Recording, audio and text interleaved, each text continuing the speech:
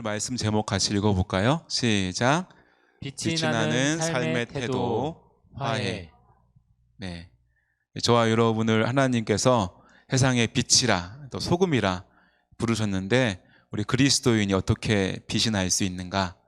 우리가 화해라는 주제로 우리 삶이 더욱더 하나님 앞에서 또 세상 사람들 앞에서 빛이 나기를 바랍니다. 어느 심리학자가 하는 강의를 이렇게 들은 적이 있어요. 행복에 대해서 이야기를 하더라고요. 어쩌면 행복할 것 같아요? 어떤 상황이 되면? 반대로 어떤 상황이 행복을 깹니까? 스트레스죠, 그죠?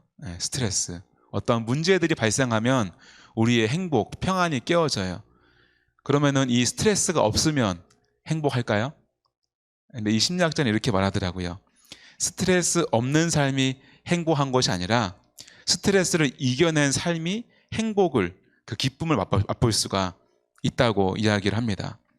그렇습니다. 우리 인간은 인생에서 이 스트레스는 항상 존재해요. 그죠? 좀 나이 들고 성숙하면 나아질 것 같지만 그 스트레스는 여전히 여러 모양으로 우리에게 찾아옵니다. 우리는 그 스트레스 상황, 그 어려움을 어떻게 지나가느냐가 행복과 불행의 갈림길에 결정을 한다는 것입니다. 우리에게 찾아오는 인생의 어려움들, 그 갈등들을 성령님의 도우심을 안에서 이겨내시는 성도님들이 되시기를 간절히 소원합니다. 인간에게 가장 큰 스트레스는, 그 어려움은 무엇일까요? 사업이 잘 안 되는 거? 일이 잘 안 되는 거? 뭐가 있을까요? 직장을 이직하고 싶다. 보통 어떨 때 그런 얘기해요? 물론 이제 다음 단계 더 발전을 위해서 하기도 하지만 정말 일 그만두고 싶다. 부부 사이 헤어지고 싶다. 왜 그래요? 관계가 어렵기 때문이죠. 그죠? 인간관계가 가장 어렵다고들 이야기합니다. 사람에게 우리는 스트레스를 받고 또한 스트레스를 주기도 합니다.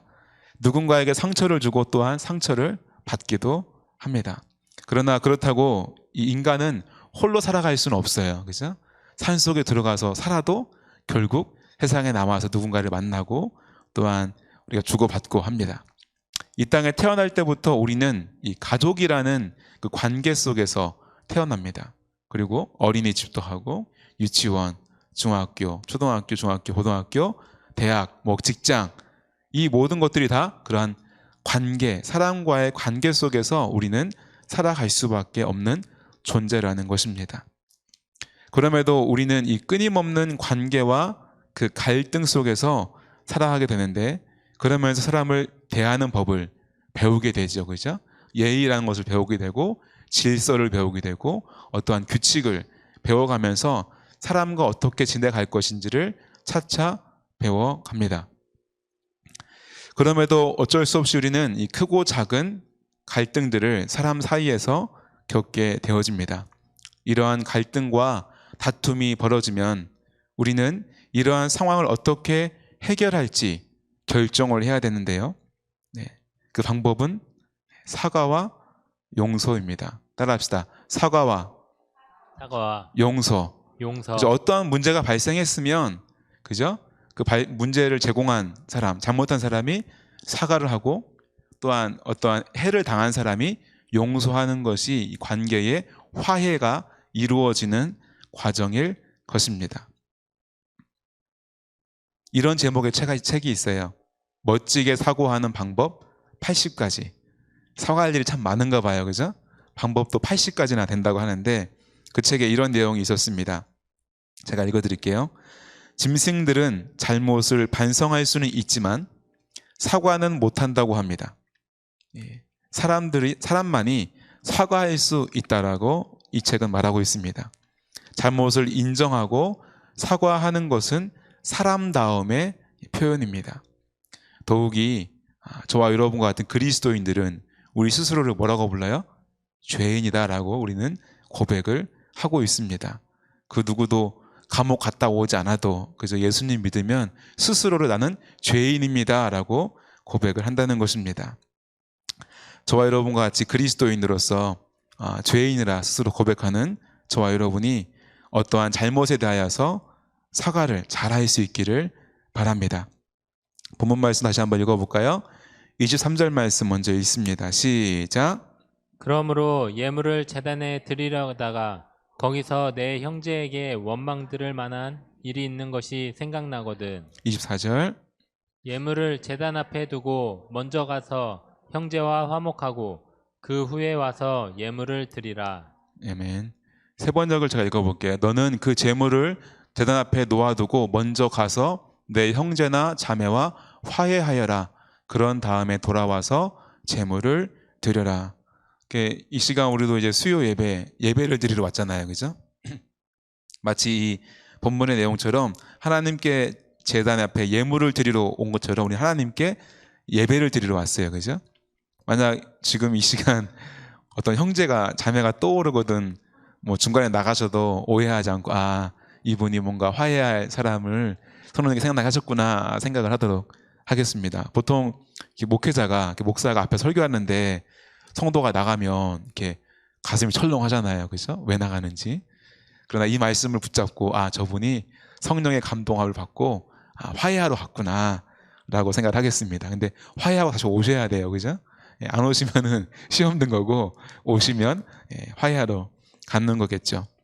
참 이 말씀이 그 상황이 그냥 화해하라 하면은 화해해야 되겠구나 생각할 텐데 하나님께 예배 드리러 와서 예배 드리기 전에 생각이 나면 예배 드리다 말고 가서 화해하고 오라는 말씀이잖아요.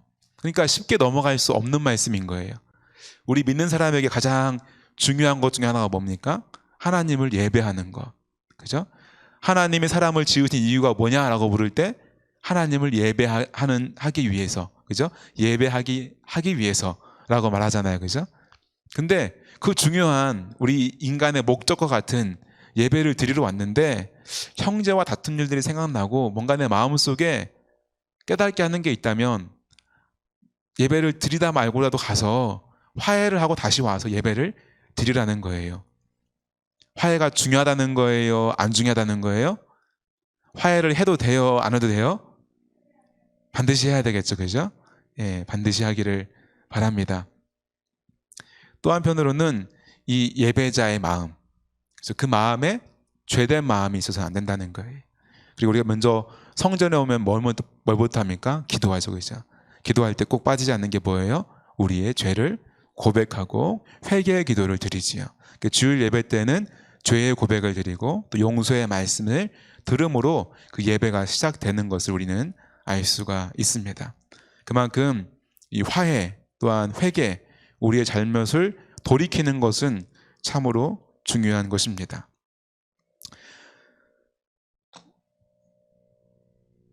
다시 한번 23절 말씀을 생각해 본다면 그러므로 예물을 제단에 드리려다가 거기서 내 형제에게 원망하는 만한 일이 있는 것이 생각나거든.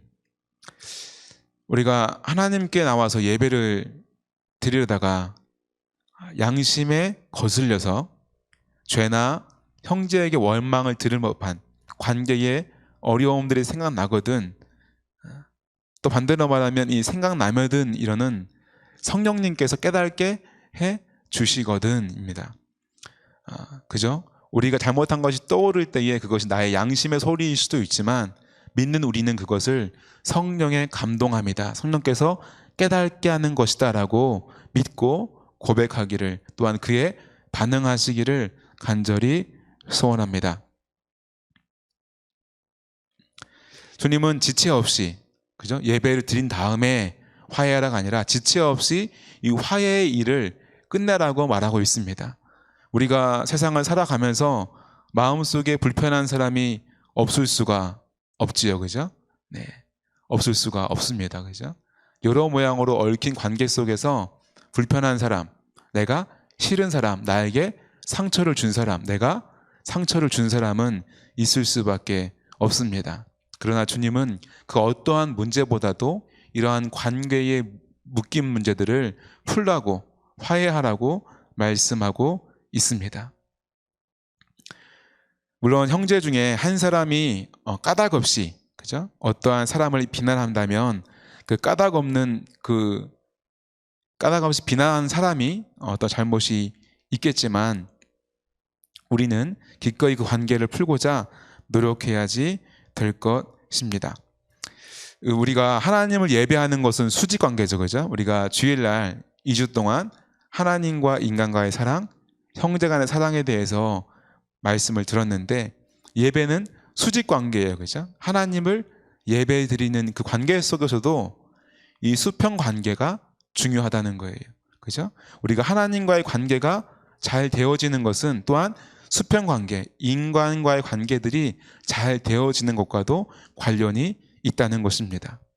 수평 관계가, 사랑과의 관계가 갈등이 끊임없이 내 안에 있는데 내가 온전히 하나님을 예배할 수가 없다는 거예요. 하나님과의 관계가 온전히 좋을 수가 없다는 겁니다. 또 반대로 사람과의 관계가 좋아지기 위해선 또한 하나님과의 관계 또한 바로 서야지 된다는 거예요.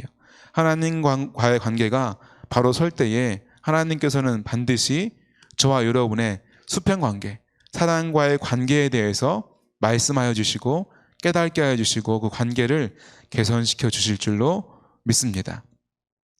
또 앞서 말한 이 책에는 또 이러한 내용이 있습니다. 아무리 어리석은 자라도 잘못을 변명하는 정도는 할 수 있다. 사실 어리석은 자는 대개 이런 짓을 한다. 변명하는 것. 그죠? 우리 관계에 갈등이 있을 때 사실은 변명을 하게 되죠. 그죠? 누군가 나의 잘못을 지적하면은 우리는 그 잘못을 지적한 거에 대해서 죄송합니다라고 먼저 말하기보다 내가 그때 이러이러해서 그랬던 거야. 나의 입장을 변명하기가 앞서는 것들을 우리 스스로 알 수가 있습니다. 근데 이러한 변명은 어리석은 짓이다라고 이야기를 하고 있습니다.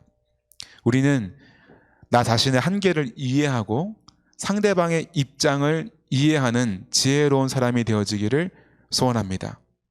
다시 한번, 나 자신의 한계를 인정하고 또한 상대방의 입장을 이해하는 지혜로운 사람이 되기를 소원합니다. 그렇게 되면 사과하는 것은 당연하게 할 수 있는 행동입니다.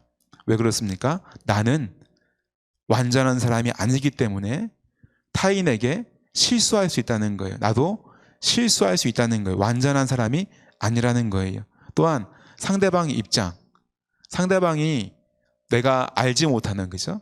그 이면에 어떠한 입장, 그 사람의 상황이 있다는 것을 이해한다면 그 사람을 쉽게 이해하고 용서할 수 있다는 것입니다. 그렇지만 우리는 무엇 때문에 이 화해를 잘 하지 못합니까?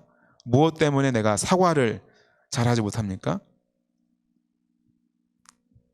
우리가 흔히 말하는 알량한 뭐 때문에? 자존심 때문에. 그죠?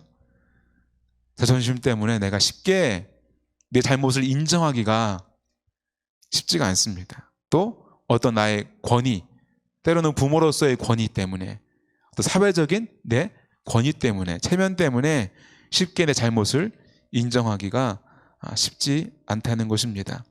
그러나 우리는 분명히 알아야 합니다. 사과를 통해서 사람과의 신뢰 관계가 오히려 더 깊어질 수 있고 이로 인해서 자신의 인격이 더 성숙되어질 수 있다는 것입니다. 무엇보다 하나님이 기뻐하시는 일인 줄로 믿습니다.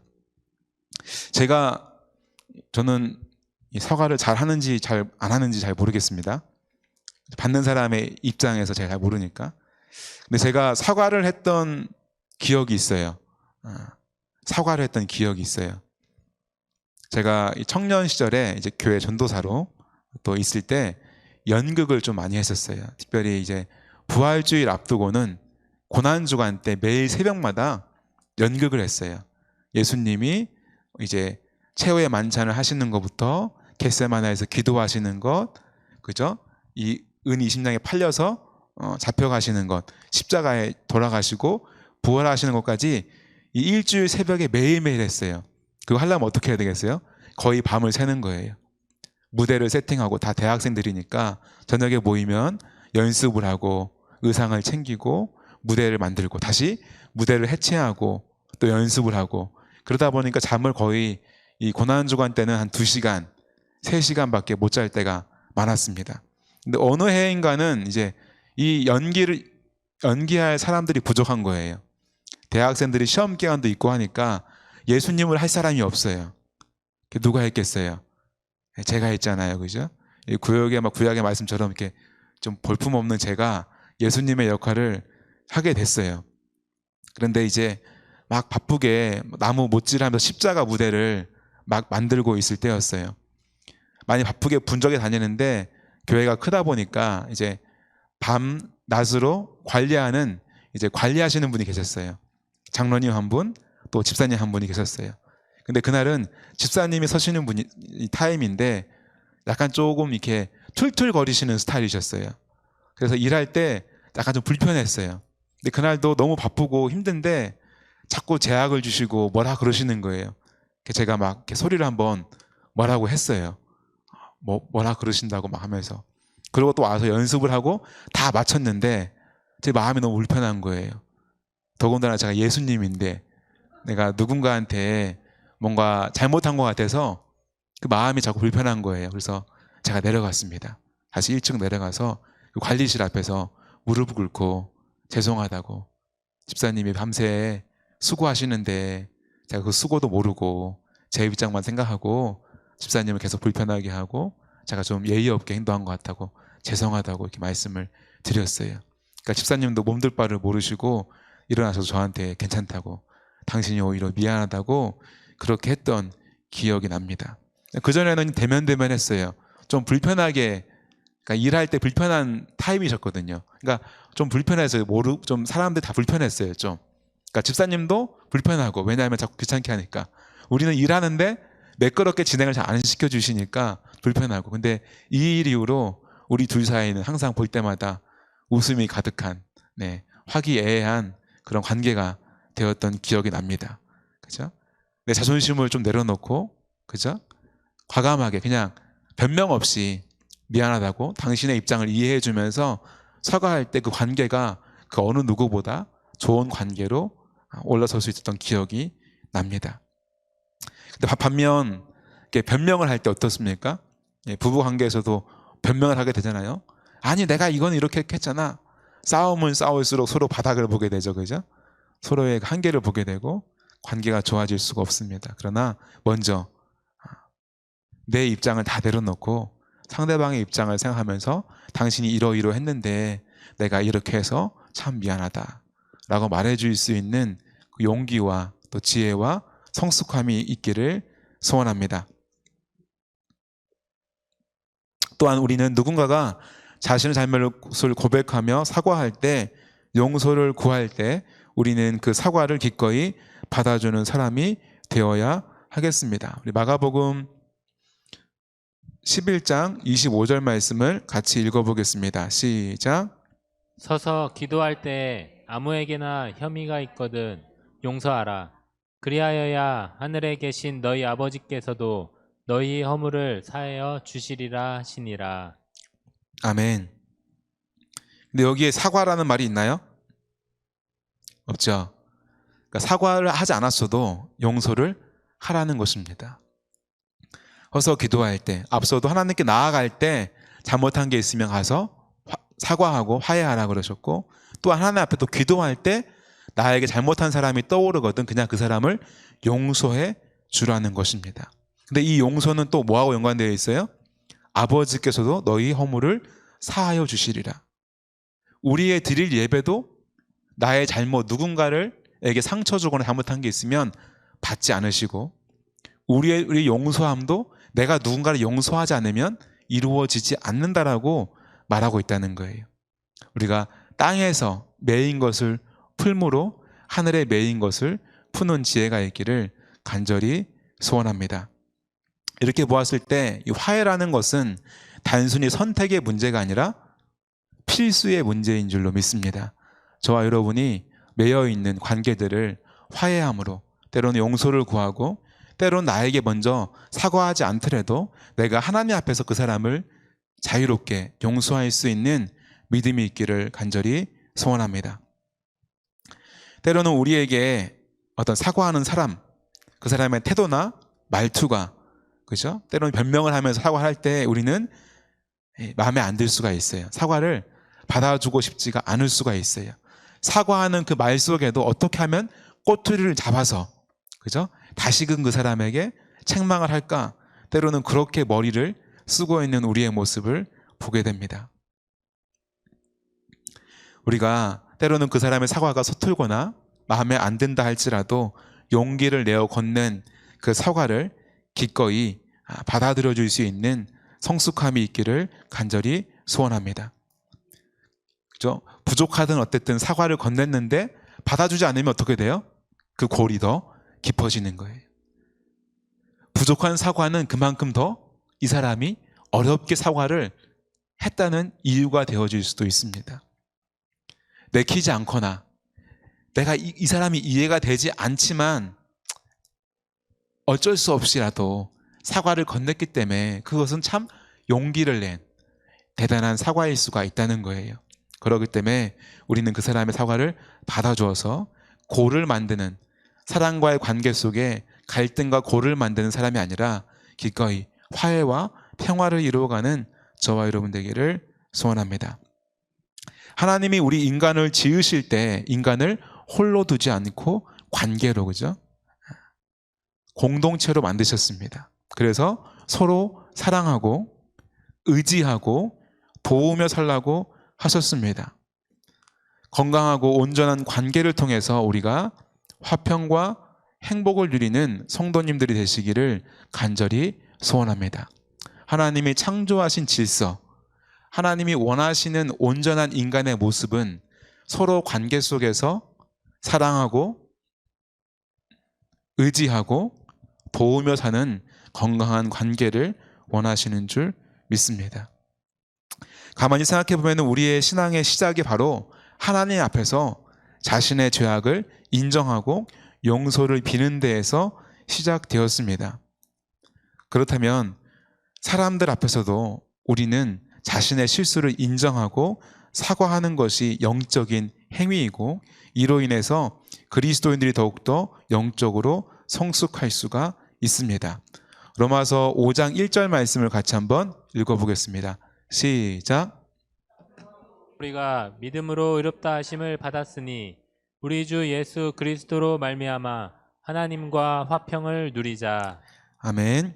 10절 말씀도 읽겠습니다. 시작. 곧 우리가 원수 되었을 때 그의 아들의 죽으심으로 말미암아 하나님과 화목하게.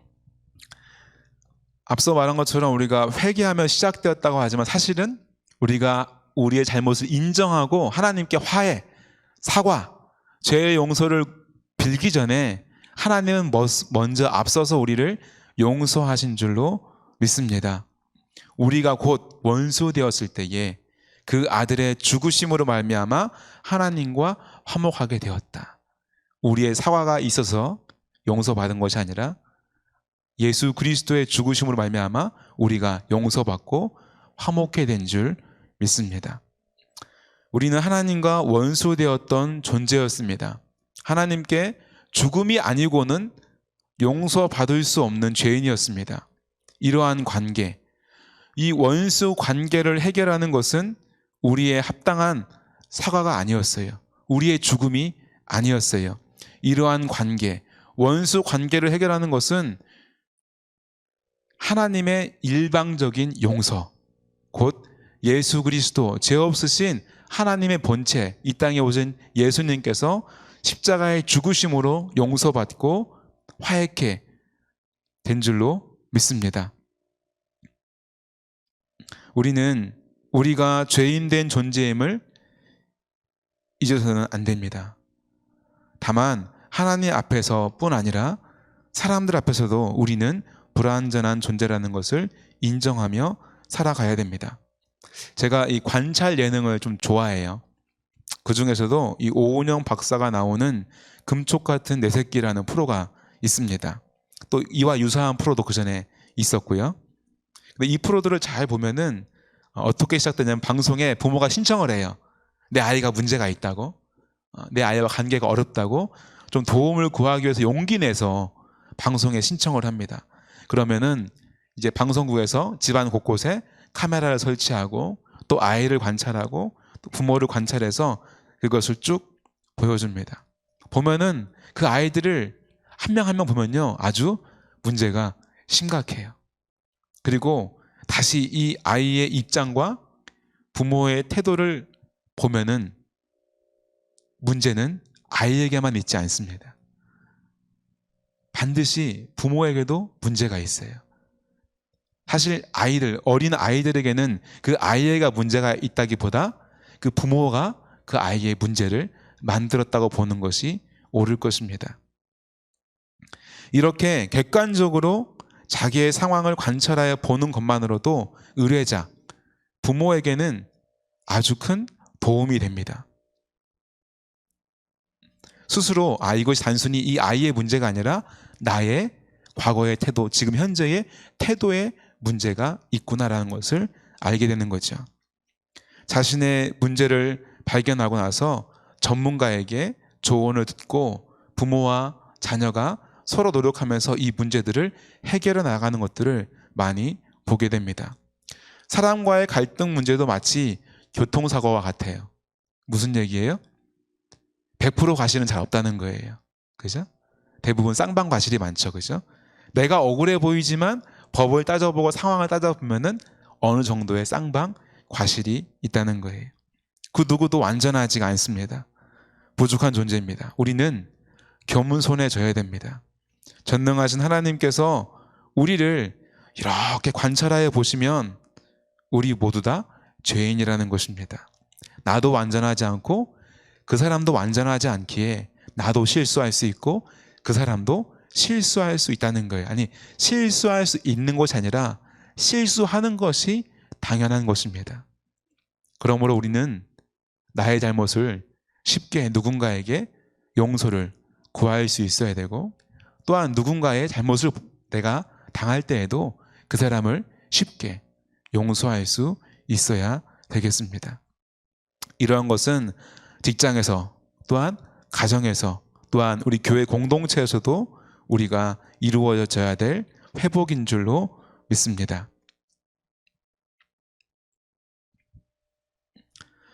사과는 사람만 할 수 있다라고 앞서 얘기했습니다. 이 특별한 능력을 우리가 꼭 필요할 때 사용할 수 있기를 바랍니다. 하나님이 지으신 인간다움을 포기하지 말고 어렵지만 도전하고 이루어갈 수 있기를 소원합니다. 우리 마지막으로 로마서 14장 말씀을 잠시 좀 보겠습니다. 먼저 13절 말씀 읽겠습니다. 시작.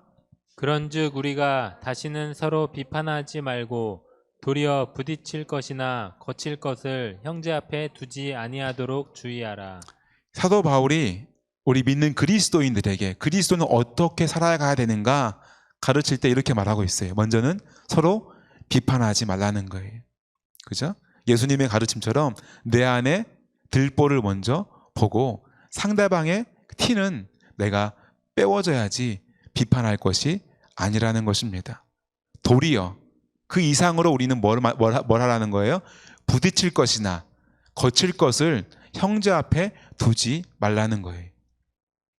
비판할 뿐만 아니라 내 말이나 행동 가운데 상대방이 불편할 만한 것, 상대방을 혹시 시험 들게 할 만한 것들이 있다면 그것들을 다 치우라는 거예요. 15절 말씀 읽어보겠습니다. 시작. 만일 음식으로 말미암아 내 형제가 근심하게 되면 이는 내가 사랑으로 행하지 아니함이라. 그리스도께서 대신하여 죽으신 형제를 내 음식으로 망하게 하지 말라. 음식, 그죠? 먹는 거 가지고 뭐라 그러는 거 기분 나쁘잖아요, 그죠? 근데 만일 음식으로 말미암아 형제가 근심하게 되면 내가 사랑으로 행하지 아니함이라. 그러니까 음식 그냥 하지 말라는 거예요. 요즘에 음식 중에 뭐가 좀 이슈예요? 개고기가 좀 이슈잖아요, 그죠? 개고기가 이런 모양으로. 요즘에 먹는 분위기예요? 안 먹는 분위기예요? 안 먹는 분위기예요. 예전에는 목사님들이 모이면 뭐 먹었어요? 많이 먹었어요. 요즘에 먹어요? 안 먹어요? 못 먹어요. 안 먹어요. 먹는 걸 못 봤어요. 왜 그래요?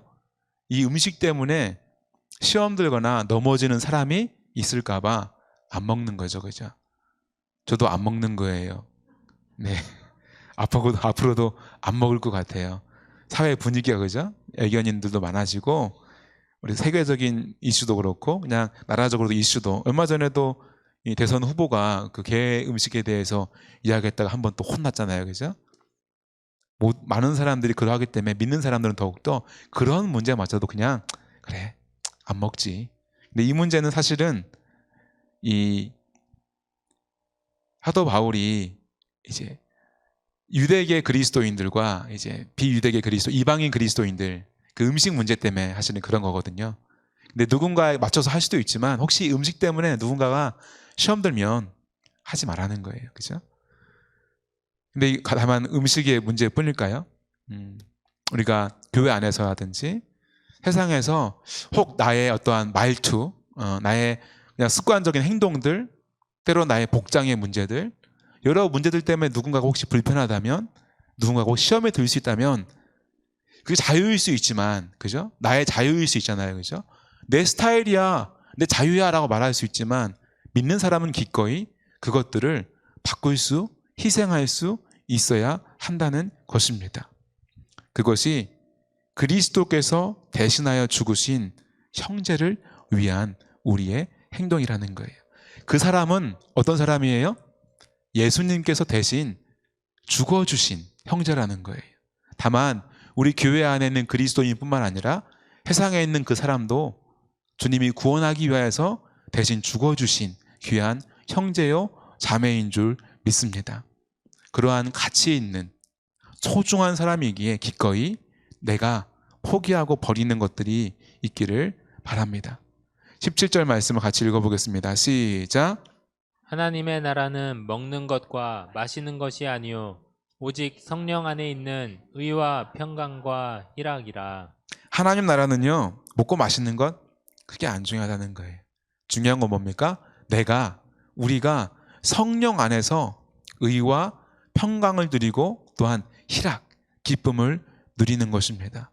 저와 여러분이 오직 성령 안에서 평강을 누리고 또 화해를 누리고 기쁨을 누리기를 소원합니다. 마지막으로 19절 말씀을 같이 보겠습니다. 시작. 그러므로 우리가 화평의 일과 서로 덕을 세우는 일을 힘쓰나니. 아멘. 우리가 힘써야 될 것은 화평의 일이에요. 먼저는 하나님과 나와의 화평, 또한 하나님과 내 이웃과의 화평을 위해서 그들에게 복음을 전하여서 세례를 받게 하고 말씀을 가르쳐서 지키게 하는 것이 우리가 수직관계의 화평을 위해서 해야 할 일이고, 또 나에게 맡겨진 일은 뭐예요? 수평관계, 사랑과의 관계 속에서 화평을 이루는 사람. 내가 사과하고 내가 먼저 용서하는 평화의 도구가 되기를 간절히 소원합니다.